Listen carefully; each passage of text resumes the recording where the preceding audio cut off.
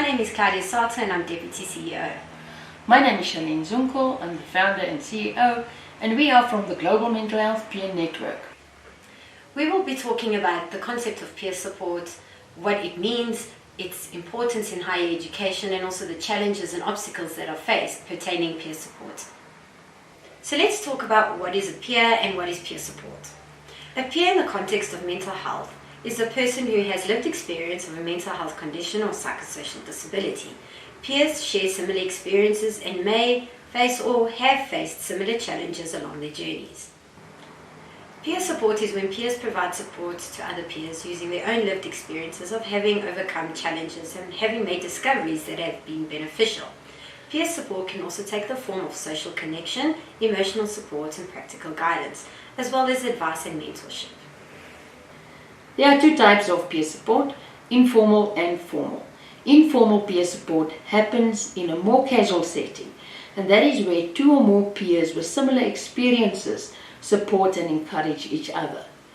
This type of peer support is more in a context of being independent. So that means they are not employed or attached to an organization or institution that provides peer support services. With formal peer support workers or peer support specialists are trained to provide peer-to-peer support services, and they provide this as a paid service or in a voluntary capacity. Let's delve into students' experiences and the range of difficulties that impact on their mental health. So we'll be looking at two examples of this. The first one being the transition from secondary school to university or higher education, which can be particularly difficult to adapt to. Being in a new environment, away from home, and not having the usual support structures from the community and family. The second example is the transition from university or higher education to access to employment, which has its own challenges. Employment often requires experience, which students often don't have, and entry-level jobs come with low salaries, which can cause financial constraints to pay back student loans or to be self-sufficient and independent. Humanitarian crises and pandemics such as COVID-19 have serious implications for students, them having to adapt to a different way of education and losing the social connectedness with fellow students when lectures are now conducted virtually. Having said that, peer support in higher education can assist students through emotional and student life challenges and stresses. Peer support is also a means to assist students to access reasonable accommodation to support them in their studies. So overall, peer support is a valuable resource in higher education. So why is peer support work so important? First of all, peer support is built on the premise of recovery. Peer support acknowledges the individual's abilities and not their disabilities. There are various positive and valuable outcomes from peer support work. First of all, it reduces inpatient use, enhances engagement with care, and it results in a variety of recovery-oriented outcomes. For example, empowerment, behavioral activation, and hopefulness for recovery. It also promotes connectedness and inspires hope. It offers a level of acceptance, understanding, and validation which is not found in other professional services.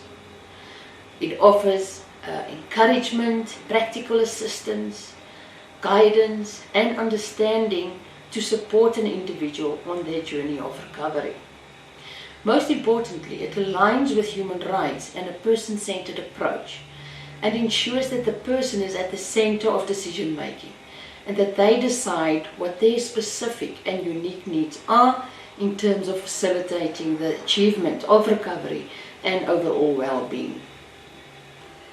Despite the evidence of benefits of peer support work, many lower middle-income countries do not yet recognize this untapped expert human resource. If adequate research was in place, it could convince government or policymakers to incorporate peer support work in higher education.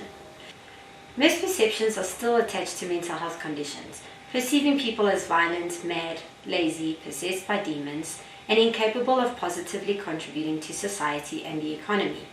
Stigma and discrimination also impacts on the entire recovery process and affects those who struggle with mental health to become empowered.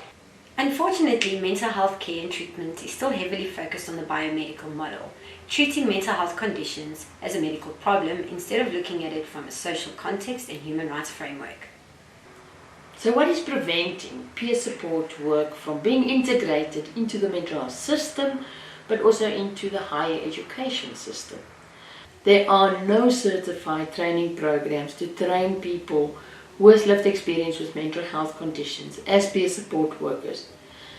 And therefore, there is also no regulatory body or a set of standards available for peer support workers. So peer support are often not included into mental health policies, but also into strategic plans. So once these problems are addressed, can we really fully and effectively integrate peer support work within the education system and address the problems that the students experience, but also to support students to excel and thrive. We hope that this video was insightful and helpful in better understanding peer support. Should you wish to contact us and learn more about it, you are more than welcome to email us at our generic email, gmhpn@gmhpn.org.